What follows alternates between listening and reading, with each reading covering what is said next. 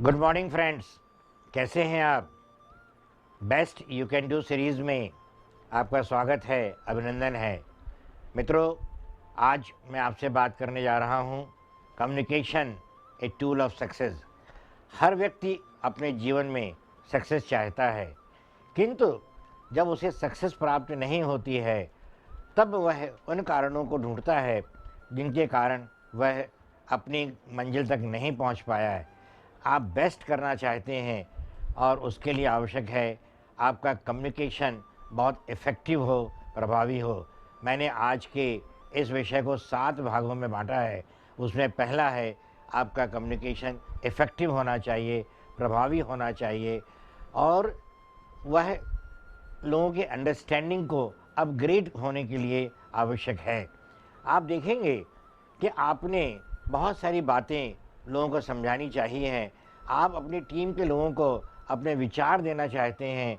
आप चाहते हैं कि आपके साथ के लोग, आपके अधीनस्थ लोग, जो आप मन के अंदर विचार कर रहे हैं उस अनुसार काम करें।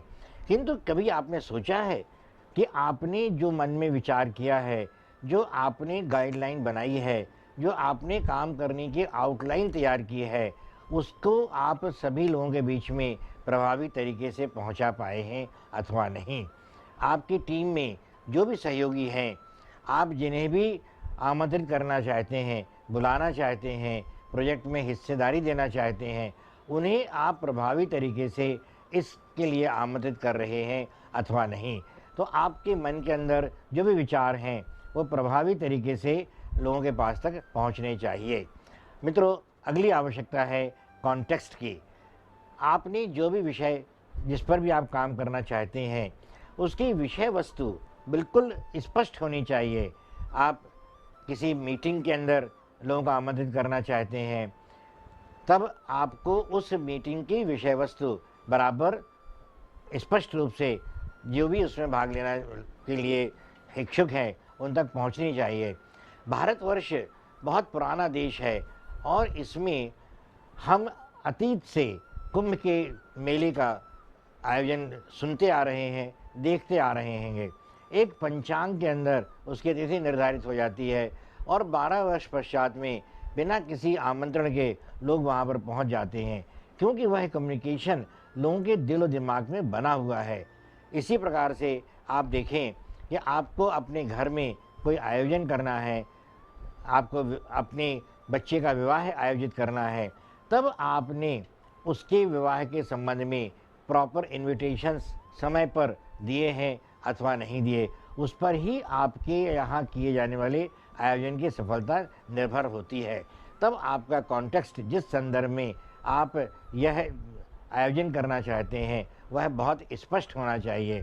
स्पष्ट के लिए जो अगला विषय मैंने लिया है क्लैरिटी, मेक टू अंडरस्टैंड, मतलब कि सामने वाले को यह समझ में आना चाहिए कि मुझे क्या करना है। उसके लिए कोई भी एम्बिग्युइटी नहीं होनी चाहिए, चाहे वह आपके मीटिंग का सर्कुलर हो, आपके यहाँ विवाह का इनविटेशन कार्ड हो, अथवा आपने कोई टीम बना करके किसी प्रोजेक्ट को कंप्लीट करने के लिए उसके लिए गाइडलाइन दी हुई है। तब आपके अंदर जो भी मानसिक स्थिति है वह है कि उसकी स्पष्टता पर ही आपके प्रोजेक्ट की सफलता निर्भर करती है। यदि उसके अंदर कोई एम्बिग्युइटी है तब आप सफल नहीं हो पाएंगे। अब मित्रों, जो अगली आवश्यकता है वह है मोड। आपका तरीका क्या है, भाषा क्या है। अब मान लीजिए कि हम हिंदी भाषी प्रदेश में बैठे हुए हैं, किंतु हमें उन लोगों को आमंत्रित करना है जहाँ पर कि हिंदी का चलन कम है। तब आप उनसे किस भाषा में अपनी बात को कम्युनिकेट करेंगे। आपको वहाँ की लोकल लैंग्वेज में ही कम्युनिकेट करना होगा। कम्युनिकेशन के लिए आपको ओरल बात करने की आवश्यकता है, आपको प्रिंट के माध्यम से, इन्विटेशन के माध्यम से आपको लोगों को सूचना देनी है, आपको इलेक्ट्रॉनिक माध्यम से सूचना देनी है। और ये तीनों मोड का उपयोग जब आप करेंगे तभी आपके प्रोजेक्ट की, आपके कार्यक्रम की सफलता निर्भर है।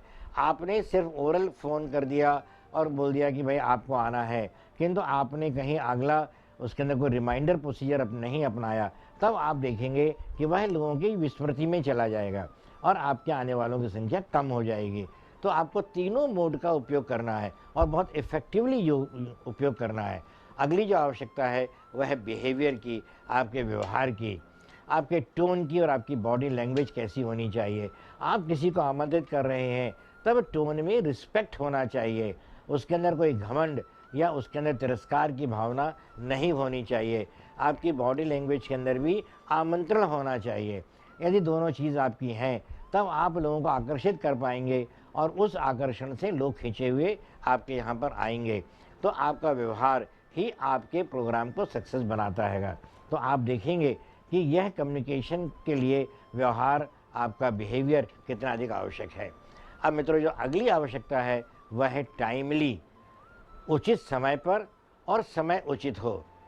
आपका इनविटेशन है अथवा इन्फॉर्मेशन है। मैं पुनः आता हूँ कि आपने अपने बच्चे का विवाह आयोजित करना है और आपने विवाह के 1 माह पूर्व अपने जो परिचित हैं, रिश्तेदार हैं, उनको आपने एक इंटीमेशन दे दी है।